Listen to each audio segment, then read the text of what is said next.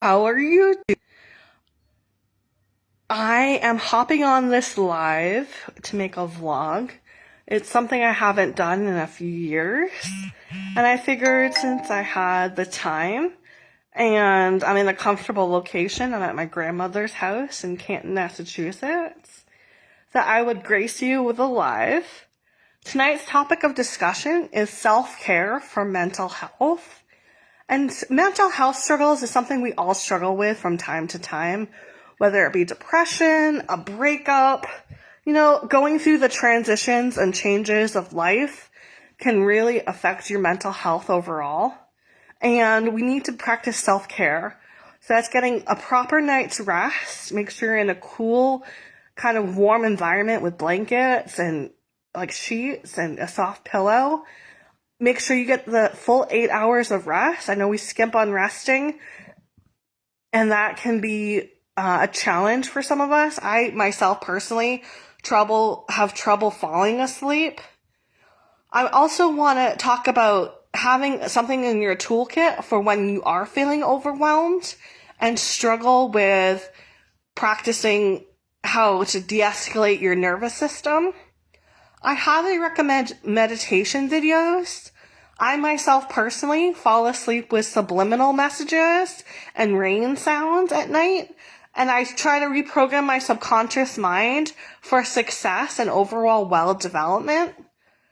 That's something that you can utilize on a daily basis. They have rain sounds for like 8, 10, 11 hours, and those are really great resource to have. Something else you want to have in your backpack is maybe taking a warm shower and visualize a golden healing light coming from the shower head and cleansing you of all impurities and stuckness and any type of dirt and grime that you may accumulate. So you really want to make sure your self-care is up to date. Journaling is a great resource. I personally love guided journals.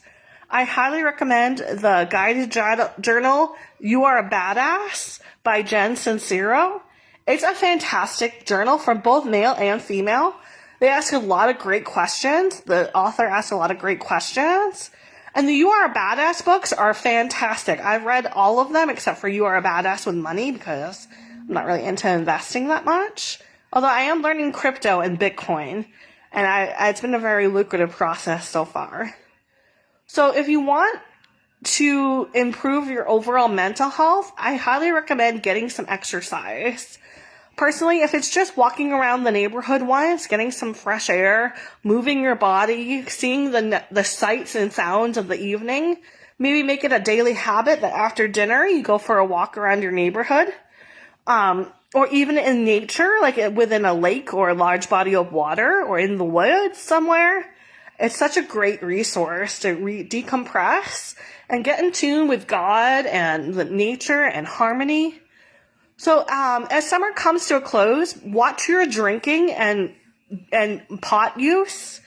We tend to overindulge in the summer months with using edibles or taking back a few cute cold brews. You want to watch your overall alcohol intake for your heart as well as your overall tolerance level. Something else you want to be aware of is getting the proper use of medication. I myself am bipolar depressive. I have been hospitalized a few times for it, and I struggle with my mental health on like seasonally. So anyone that I date has to be aware of my mental health status to keep me accountable and to keep me feeling good overall. So that's something you want to be aware of, that your mental health is thriving and something you don't want to neglect. So even if you have to rely on medication to get you through the day, my medication just gives me an extra boost of energy.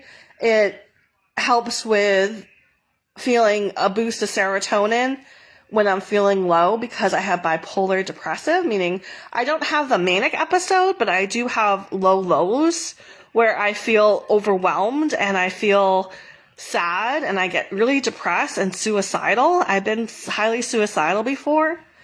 I was actually hospitalized just last year with suicidal ideation, and I know it's something we struggle with around my birthday last year, actually. I spent my birthday in the hospital, and that's happened a few times to me. So it's no shame involved if you do need hospitalization. It's a great resource. It's like a mental health vacation on the government because we have Mass Health here, and some, in New England, they have really good health insurance for cheaps. Where I took time to go attend group therapy, do some art therapy, do some game therapy. I did some creative journaling. I attended a Bible study at the hospital, which was really interesting. I loved the nun that came in and did the Bible studies with us. She was this kind of middle-aged lady, and she had a lot of heart, and I felt really blessed by her prayers. So overall, your mental health is no joke. It is your lifeline to your well-being. So you want to take it seriously and use caution when you're feeling low. So getting extra exercise, eating healthy, eating a clean diet with less sugars and less, overall fats, and getting more leafy greens and getting more vegetables and getting more, even like, I don't eat chicken, I'm a vegetarian, but getting low proteins like chicken and fish and salmon is a really good diet to have. Eating clean is excellent for your mental well-being. I highly recommend green juices. I love Suja green juice. It is so refreshing and such an elixir of uplifting energy from green sources. And it tastes pretty good too. It has like a minty, lemony taste. It's something you can get used to for sure. So thank you for listening to my live talk. Stay up to date on your mental health. There's resources, there's hotlines. I personally call a prayer hotline pretty much every night for added support. You can Google prayer hotlines. They're 100% free. And if you're feeling suicidal, I used to work at Samaritans. I used to intern there and take calls. So Samaritans is a great resource, Samaritan Suicide Hotline. You don't have to be suicidal to call. You can just be feeling low and want another added voice to kind of listen to you and support you with your struggles. So I recommend the Samaritan Suicide Hotline or 1-800-SUICIDE for additional support. They're 100% free and mostly anonymous. So you don't have to worry about them tracing your call back, but sometimes, they do it for if you're in a crisis situation. So there's a great resources for you.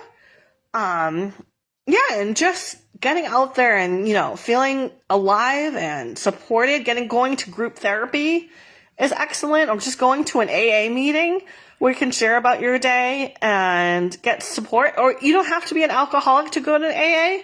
You can go and listen to the other people and just sitting in the room with a group of strangers.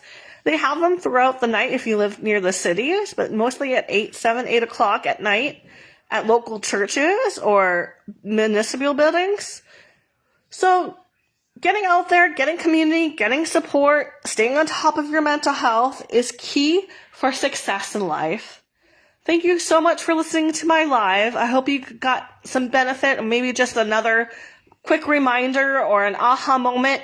Share with me and feel free to comment. All right, thank you. Take good care. Bye.